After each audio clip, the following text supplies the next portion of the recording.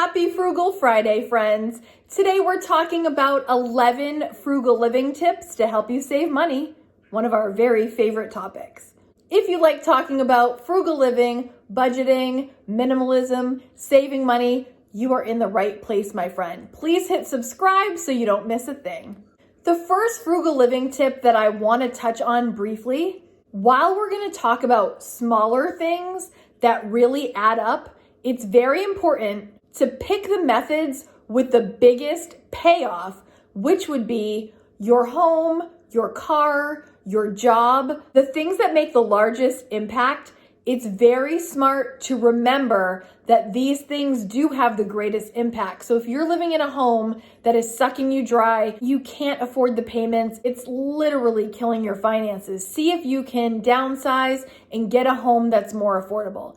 If your car payment is breaking the bank, figure it out, get a less expensive option, and let it stop sucking you dry.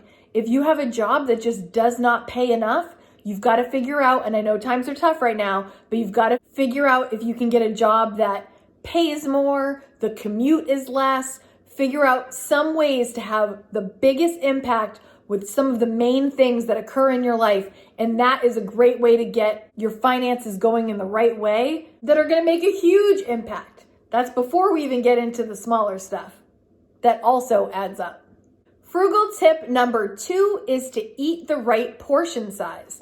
This is very prominent in my life right now because I just started doing a calorie deficit and I'm realizing how much food I was consuming prior to this and how much money I could probably save if my proportions had been more proportionate earlier. For example, full transparency, my breakfast on the weekends used to look like this: 2 pieces of toast with either avocado on it or peanut butter and jelly or jelly only or peanut butter only, 3 eggs, 3, maybe 4 pieces of bacon, and that is, and a piece of cheese, of course, and that was a portion for me.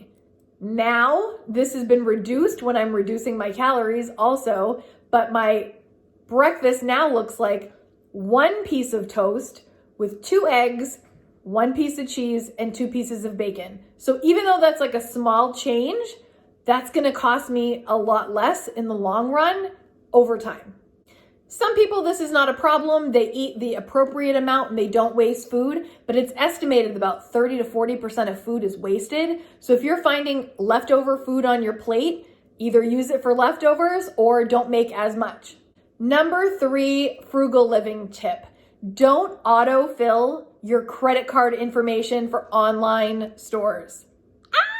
I do have this stored for Amazon only. I'm an Amazon Prime member and I have this and I will utilize this. As you guys know, I do Amazon pantry items for like my toilet paper, my cat litter, that kind of stuff. So I do have that because I know that I will use that every month and I will do it. But for all the other ones, it is removed so that it's more of a hassle. As we learned in the book Atomic Habits last month, in that book, it talks about when you want to make something go away, you have to make it harder to do.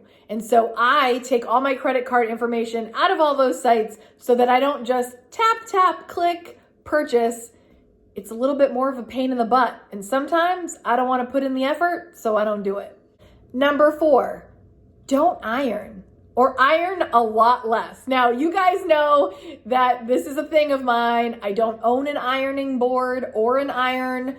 I don't do it. It's either wrinkle-free in the dryer or I might be a little wrinkly. But the other thing is I don't buy clothes that wrinkle easily. Did you know that an iron will use an average of 1100 watts when the heat is on? An hour of ironing can quickly increase your utilities. So you could hang dry, you could use the dryer setting, or if while they're in the dryer, you take them out when they're just slightly damp and hang them up, I hear that is effective as well. Invest in a wrinkle-free wardrobe. It'll save you money in the long run. Number 5 is use loyalty programs. My grocery store has a loyalty program. It gives me online coupons. It also stores up points so that you have a certain amount of money off at the end of each time period that they do. So the other thing is, if you do Starbucks, if you do Dunkin' Donuts, again, you guys know I don't do it that often, but if I'm going to make a purchase, I do it on my loyalty card, which is on the app that I have, so that you do build up points. So later you will get the rewards. If you're gonna do it anyway, why not get the rewards? It will help you get the products you love without paying as much, or you get little freebies here and there. That's a win. Number 6 is avoid getting sick. I feel like right now in these times, we're all washing our hands relentlessly. Most of us are wearing masks a lot of the time. If you add brushing your teeth, getting a good night's sleep, and eating healthy, you're gonna set yourself up for success. The less you are sick, the less you have to go to the doctor. The less you go to the doctor, the less you have to pay copays. The less you see the doctor, the less medicine or over-the-counter stuff you're gonna need to purchase. By staying healthy and taking the best care of yourself, this is going to save you tons of money in the long run. Number 7 is buy your modem. Back in the day, I just assumed that I had to pay for this. It was part of the fees when I pay for internet.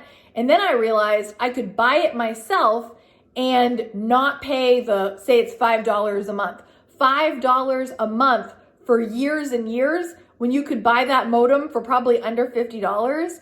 That I finally took care of a while ago. This is something I forget to tell you guys. So I was thinking about it today and I was like, ooh, I gotta let you know, if you don't already do that, buy your own modem, because it's gonna end up costing you 10 times maybe more over the years. So just get your own.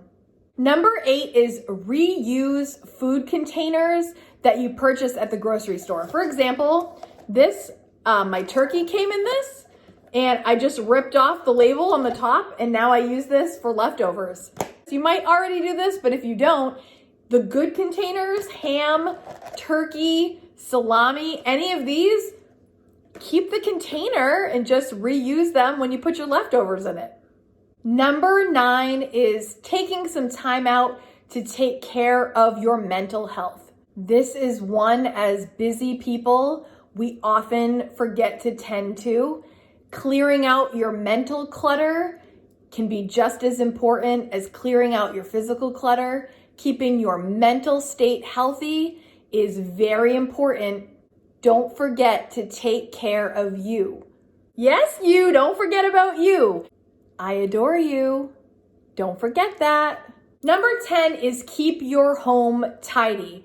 I feel like when we leave our house in cluttered messes, we just become more susceptible to spending in places we wouldn't if we knew where things were. You know what I'm saying? If your house is filled with clutter and you're like, I can't even find the screwdriver, I'm just gonna go buy another one. I don't have anything to wear, I'm just gonna buy something new. If you keep your home tidy and clean, you're gonna, get sick a little bit less, but you're also going to know where things are. Overall, it'll help you spend less mindlessly, because you will only be looking for things that you actually need or love. And if you practice minimalism already, you might already have these habits in place. But keeping a tidy home really helps keep your head clear and makes you not spend on things you don't need, because you know exactly where everything is. Number 11. Now, this is something new that's come into my life that I've never done before until recently. It's to use the stranger test when you're making a purchase. What is a stranger test?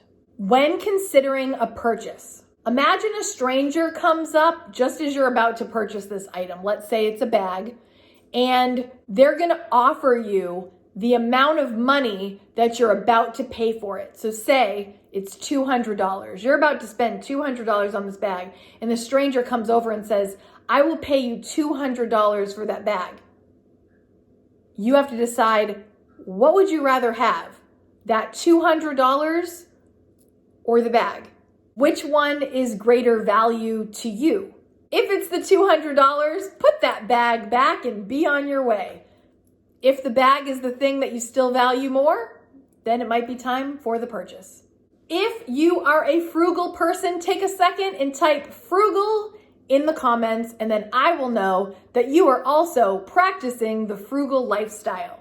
I put out videos every single Friday morning, affectionately known as Frugal Friday at 9 a.m. Eastern Standard Time. Tuesday nights, you will find me again here on the channel talking pajama drama, where I talk about whatever's on my mind while in my pajamas drinking my coffee, which you know could be juicy. And the last place to find me is on Sundays. Every single Sunday, we have a live book club. Do you like to read? I will leave the book that we are currently reading down in the description if you want to get a copy and join us, or if you just want to join us. K-Squad Sundays live at 10 a.m. I hope to see you there.